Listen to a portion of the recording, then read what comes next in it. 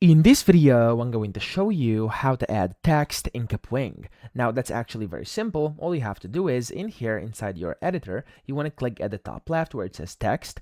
And then from here, you can go ahead and either add a text manually by clicking add text over here. And it's going to add on some sample text. You can then just go ahead and select and type in whatever you want here. Or what you could also do, if you want to use any of these pre-made samples over here, pre-made styles, you could go ahead and use these. So we could click on view all and it's going to show you all of them. And if you like one, for example this one, you could go ahead and just click on it, which is going to pop it onto your screen, or you could just drag and drop it, which is also going to pop it onto your screen, onto your canvas over here, wherever you want it to be.